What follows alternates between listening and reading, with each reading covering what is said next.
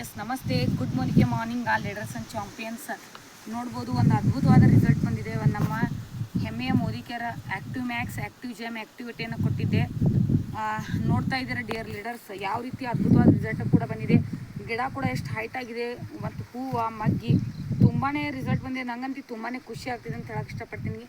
ರೈತರಿಗೂ ಕೂಡ ಅಷ್ಟೇ ಖುಷಿಯಾಗಿದೆ. ಅವರು ಕಾಲ್ ಮಾಡಿ ನಂಗೆ ಕರೆಸಿದ್ದಾರೆ, ಮೇಡಮ್ ನೋಡಿ ಬನ್ನಿ ರಿಸಲ್ಟ್ ಯಾವ ರೀತಿ ಬಂದಿದೆ ಅಂತೇಳಿ. ತುಂಬಾ ಖುಷಿ ಆಗ್ತಿದೆ. ಅವ್ರ ಬಾಯಿಂದ ಫೀಡ್ಬ್ಯಾಕ್ನ ತೊಗೊಳ್ತಾ ಇದ್ದೀನಿ. ನಮಸ್ಕಾರ ರೀ ಸರ್. ನಮಸ್ಕಾರ ಮೇಡಮ್. ಹೆಂಗೆ ಬಂದೈತ್ರಿ ಸರ್ ಗಿಡಗಳ್ರಿ? ಗಿಡ ಚಲೋ ಬಂದಾವ್ರಿ. ಹಾಂ ರೀ, ಗಿಡ ಚಲೋ ಆಗಿದಾವ್ರಿ. ಕಾಯಿನೂ ಚಲೋ ಹೊಂಡತೈತ್ರಿ.